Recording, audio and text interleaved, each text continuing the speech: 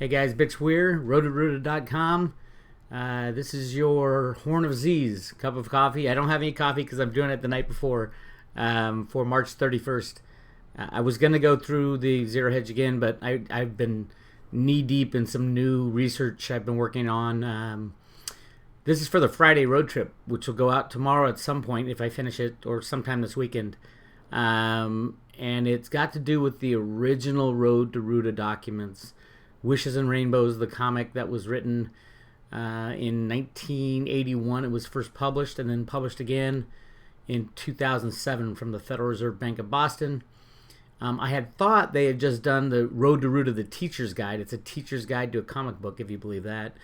I had thought they'd only done the Teacher's Guide in the 2007 version. I know they only did the comic, but I have come across an original PDF of the very first Road to Roota. It came out with the regular comic book in 1981. It's really cool looking. I mean, you could tell it's very old school.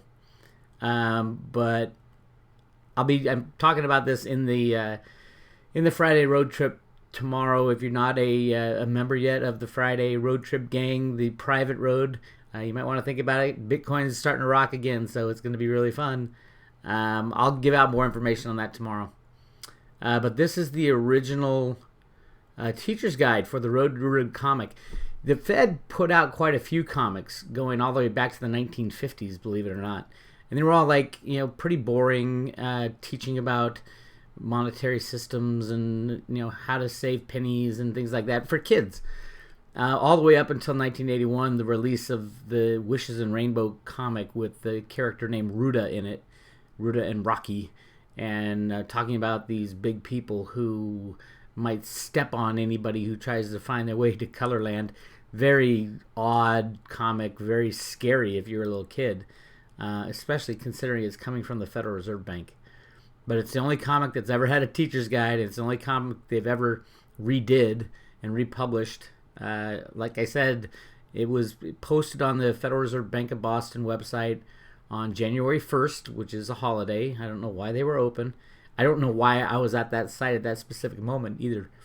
But both the Wishes and Rainbows comic and the teacher's guide called A Road to Roota, or The Road to Roota, both of them came out with big red exclamation points after them. I kid you not.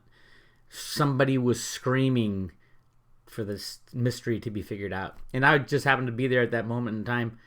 Who knows why? Anyway, this is the original. It's very similar to the redone one in 2007. Of course, it's more old school with the pictures and all. It says a guide to classroom use of Wishes and Rainbows. When's the last time a comic book had that? A guide to classroom use. The Wishes and Rainbows booklet is published by the Economic Education section of the Federal Reserve Bank of Boston's Public Services Department. It is intended for the reading enjoyment of children in grades 1 through 7 and may be appreciated as simply a captivating fairy tale or as an economic teaching device. Wishes and Rainbows can be a valuable tool for acquainting elementary and junior high school students with many economic concepts, including scarcity, supply, demand, and allocation. This guide is designed to aid the teacher in bringing out these underlying themes. Very interesting. Crazy, if you ask me. I mean, if you read this comic book, first of all, it's frightening for a little kid, but it wouldn't make any sense to a little kid at all. I don't know what I know what the Fed was thinking, but I can't believe they put this out, and I always scratch my head, and why did that guy Stephen DeVoe, which you can see right here at the top of this section, farther up, I think the first opening page right there, Road to Roota, it's The Road to Roota, a teacher's guide it's called. Stephen DeVoe was the guy. They didn't even give credit to the person who wrote it. I forgot her name. But they just said Stephen DeVoe because he did. He wrote the Road to Roota guide, not the original Wishes and Rainbows. It was Deborah Carpenter Beck, which I have yet to find her.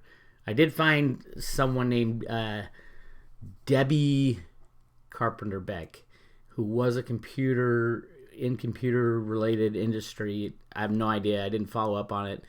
I don't think she's all that important. But yeah, this is really cool. So I'm going to go through this in the Friday road trip tomorrow and talk about all the really interesting things that they put in here. And then I'm going to compare this one to the 2007 version. If you remember the 1981 version of Wishes and Rainbows compared to the 2007 version of Wishes and Rainbows, there were little changes. Obviously, the big change was in the original, Roota was writing asset allocation formulas in the sand. She wrote a formula called On the Road to the Golden Age. It was a 1960s Nobel Prize winning formula. But in the 2007 version, all that is erased, and Roota writes in the sand 11 plus 9, or 9/11. When I found that, it was just kind of spooky, if you ask me. And then she has a little flower and a crescent moon, an Islamic crescent moon inside the flower. So yeah, I mean, it's kind of hard to argue against that. They're not trying to tell us something with that. But if you go down this comic, or this version, I think it's pretty much the same, except for the cartoons are, I mean, they're much like the 80s, early 80s. Not as polished, shall we say, as the 2007 version. But, I mean, it's the same story, and I'm going to go through line by line and see if I can find any differences they put in this one versus the one I have. I have the original. There's very few of them, because when the Fed gave these away, they gave them to classrooms. They give a stack of 20 comics with the Wishes and Rainbows and one of the teacher's guides. So the teacher's guide is even more rare than the comics, and the comics are, they're going on eBay for who knows how much these days. But yeah, I got a couple of those teacher's guides, and I might sell one and try to make a little money. Who knows? But yeah, this is one interesting thing in here. At the end, they have a glossary, which I don't think they had in the comic in 2007. All these economic terms, and then they had this, which is discussion questions for younger students and then older students. They incorporated some of this stuff, but who knows what's going to go on with it, and whether or not this will ever be exposed to humanity, I don't know. I hope so. But right now, nope. Nobody even talks about it except us at the Road to Roota. Very few people have even picked up on the Road to Roota. A lot of people in the gold and silver space believe it and give me a lot of kudos, pats on the back, but nobody's run with the Road to Roota theory except me. Which is surprising, because to me it's so obvious what's going on, but very few people are. There are some people saying the good guys are taking out the bad guys, which is great, and that's becoming more visible. But very few people have gone back to the Road to Roota and said, "Oh my God, this is what has happened for the last 50 years." They've been rigging the markets with computers and derivatives to control the system and ultimately to throw out the bankers. And this is the Federal Reserve Bank of Boston doing this. And it all gets back to Alan Greenspan and in the original computer programs he wrote. So I'm real interested in going through this original booklet, and I will be posting it on the Friday road trip for private road members tomorrow. Probably not in the afternoon, maybe on Saturday, but potentially tomorrow night. It depends how much stuff I got to look through and how much is different from the 2007 version. But I found this, I was really excited. It doesn't take much to get me excited when I'm looking for things on the Road to Roota, because it's like every time you turn around you can find something that can change your worldview in an instant. That's what happened to me in 2007 when I found these comics the very first time. So I'm gonna go through this, and it looks like, oh wow, look at all those. I don't think a lot of these questions. There's a younger student version, and then discussion questions for older students. Why does Roota choose to distribute the flowers by age? I think that has to do with the Social Security system and a way to allocate new money when this system crashes.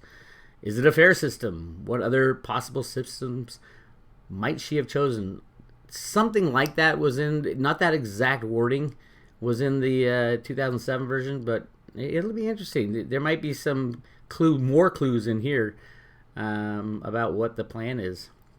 I like the part, do you think that every resident of Pebbleton will own at least one flower before trade with other towns occurs?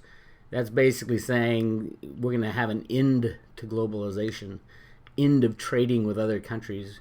Obviously, when the U.S. crashes the system and all the banks crash, and they're going to blame the U.S. because we have the world's reserve currency, and when we crash it, no one will want to trade with us. But that's good. It's good for America because we need the jobs. We need to start making our own stuff. So yeah, really interesting stuff. And then I don't think I'm going to do a Horn of Z's tomorrow morning since it's late at night and I got a lot to do on the to get it out for the private road members on the Friday road trip. And this is going to be a good one. And I'm excited about doing the research. Anyway, Bix Weir, roadtoruta.com. Subscribe to the YouTube channel and you get to hear all the secrets on the road to Roota.